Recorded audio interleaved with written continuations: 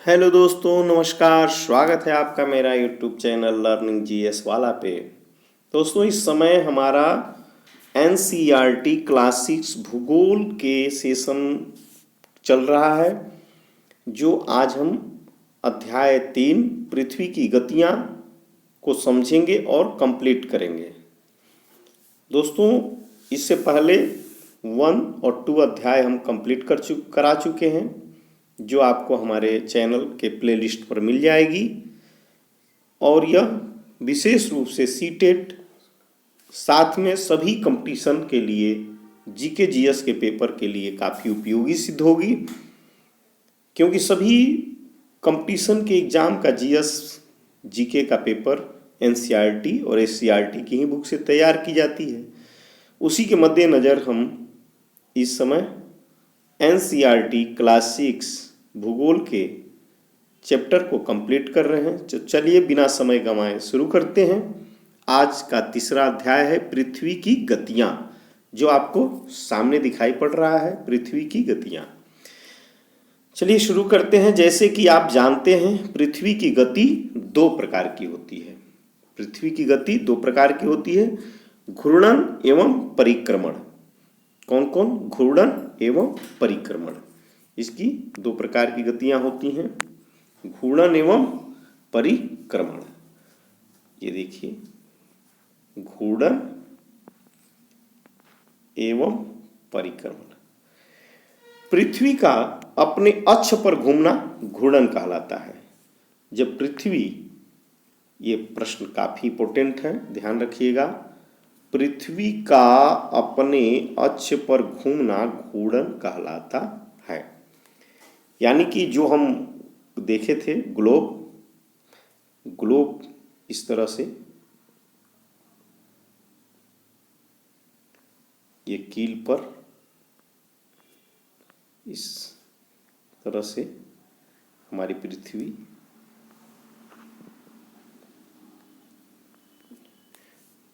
ये थोड़ी चपटी है, ये ग्लोब पर। तो ये जो घूमती हैं या अक्ष पर, यहाँ ये कील से इस कील से, तो यहाँ ये जो घूमती हैं, चक्कर लगाती हैं अपने अक्ष पर, यहीं से जो घूमती हैं अपने अक्ष पर, तो यह घूर्णन कहलाता है। अब मान लीजिए यहाँ एक सूर्य है यहाँ, और इनको ऐसे चलते चलते चलते चलते ये चक्कर लगा दें, तो इसे हम कहते हैं परिक्रमण। तो घूर्णन एवं परिक्रमण 2 तरह के होते हैं। जब पृथ्वी अपने अक्ष पर घूमने का काम करती है तो उसे घूर्णन कहते हैं। और जब सूर्य के चारों ओर एक स्थिर कक्ष में, कैसे, ध्यान रखिएगा, एक स्थिर कक्ष में पृथ्वी की गति को परिक्रमण कहते हैं। पृथ्वी का अक्ष एक काल्पनिक रेखा है, जो इसके कक्षीय सतह से 66/2 डिग्री का कोण बनाती है। अब देखिए, अक्ष जो होता है वो काल्पनिक रेखा है, और पूछा जाता है कि यह कक्षीय सतह पर कितने डिग्री का कोण बनाती है, तो 66/1/2 डिग्री का कोण बनाती है। और पृथ्वी झुकी कितनी है, तो 23/1/2 डिग्री। कोण की बात की जाए, ध्यान रखिएगा, तो 66/1/2 डिग्री की कोण बनाती है, और झुकी कितनी है, तो 23/1/2 डिग्री। वह समतल जो कक्ष के द्वारा बनाया जाता है उसे कक्षीय समतल कहते हैं। पृथ्वी सूर्य से प्रकाश प्राप्त करती है। पृथ्वी का आकार गोले के समान है, इसलिए एक समय में सिर्फ इसके आधे भाग पर ही सूर्य की रोशनी प्राप्त होती है। सूर्य की ओर वाले भाग में दिन होता है, जबकि दूसरा भाग जो सूर्य से दूर होता है वहाँ रात होती है। जैसे ये समझ लीजिए, मान लीजिए कि यहाँ ये सूर्य है, यहाँ ये सूर्य है, और यहाँ ये पृथ्वी है, यहाँ ये पृथ्वी है। अब इनकी जो ये लाइट यहाँ पड़ेगी, स्वाभाविक है कि यहाँ दिन होगा, और ये पीछे वाला भाग जो है, यहाँ वाला पीछे वाला भाग, वह अंधेरे में होगा, यानी कि रात होगी। यही कहना चाह रहा है कि दूसरा भाग जो सूर्य से दूर होता है वहाँ रात होती है। ग्लोब पर वह वृत्त जो दिन तथा रात को विभाजित करता है उसे प्रदीप्ति वृत्त कहते हैं। ध्यान रखिएगा, ग्लोब पर जो वृत्त दिन और रात को विभाजित कर देता है, वृत्त जो वह प्रदीप्ति वृत्त कहते हैं। उसे हम क्या कहते हैं? प्रदीप्ति वृत्त। ध्यान रखिएगा, दिन रात को विभाजन करने वाले वृत्त को प्रदीप्ति वृत्त कहते हैं। यह वृत्त अक्ष के साथ नहीं मिलता है, जैसा कि आप किताब के चित्र 3.2 देख सकते हैं। पृथ्वी अपने अक्ष पर एक चक्कर पूरा करने में, अक्ष पर देखिए, ध्यान रखिएगा, अक्ष पर, अक्ष जो हम अभी बताए उसमें 24 घंटे का समय लेती हैं। घूर्णन के समय काल को पृथ्वी दिन कहा जाता है। यह पृथ्वी की दैनिक गति होती है। तो ये चीज आप समझ सकते हैं कि घूर्णन को ही हम दैनिक गति कहते हैं और परिभ्रमण को हम वार्षिक गति कहते हैं। तो दैनिक गति और वार्षिक गति, वार्षिक गति माने एक पूरे वर्ष में 365 दिन माने एक साल, और दैनिक गति माने एक दिन 24 घंटे में। तो दैनिक गति 24 घंटे में, उसे घूर्णन गति, और 365 दिन एक वर्ष में परिभ्रमण, जिसे वार्षिक गति कहते हैं। चलिए आगे चलते हैं। ये देखिए, पृथ्वी को आप इससे समझ सकते हैं। ये देखिए, ये उत्तरी ध्रुव है, इसे समझ सकते हैं। ये देखिए उत्तरी ध्रुव है, यहाँ ये दक्षिणी ध्रुव है, और ये देखिए बीचों बीच जो काटती है वो विषुवत रेखा है।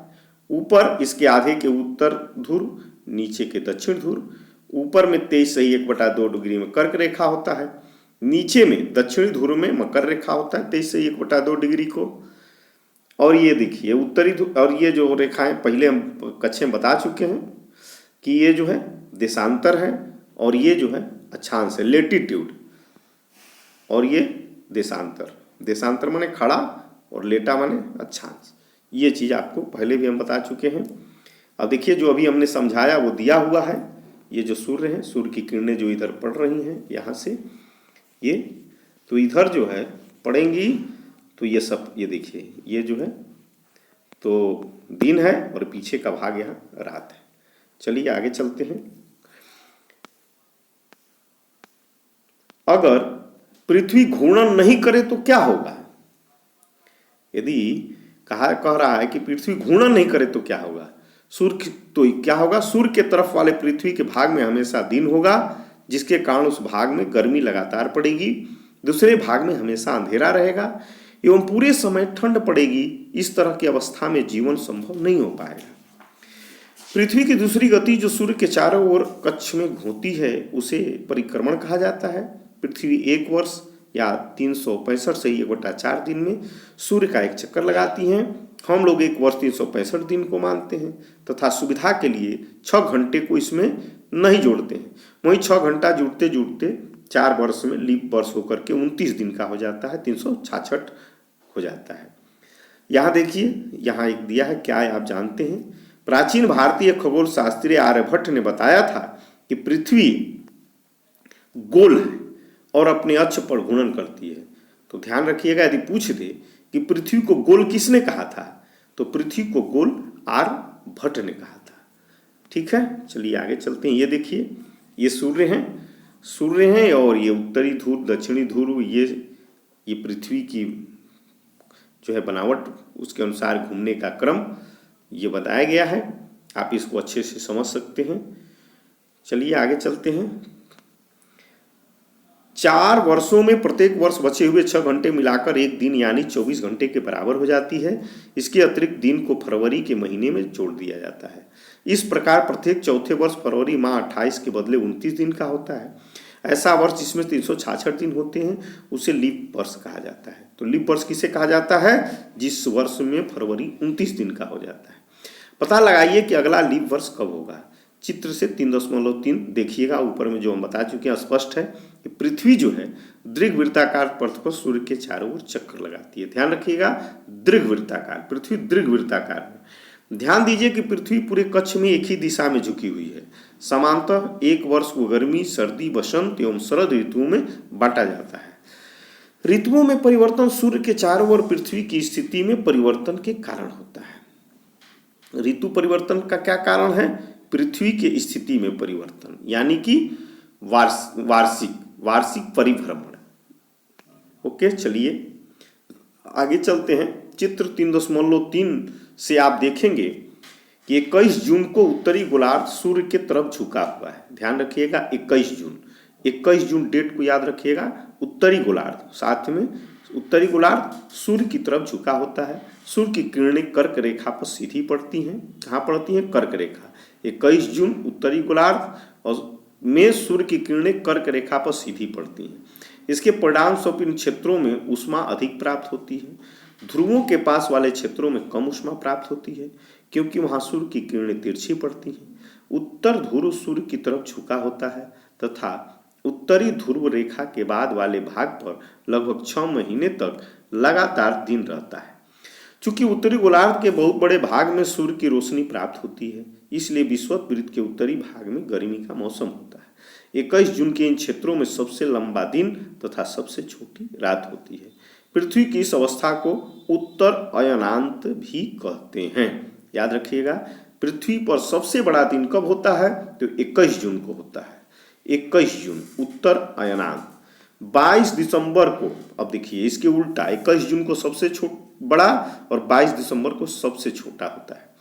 22 दिसंबर को दक्षिणी ध्रुव पर, अब तो लंबा भाई, 21 जून को उत्तरी ध्रुव पर सबसे लंबा होता है, तो 21 जून को दक्षिणी ध्रुव पर सबसे छोटा होगा। 22 दिसंबर को उत्तरी ध्रुव पर सबसे छोटा होगा, स्वाभाविक है कि दक्षिणी ध्रुव पर सबसे लंबा होगा।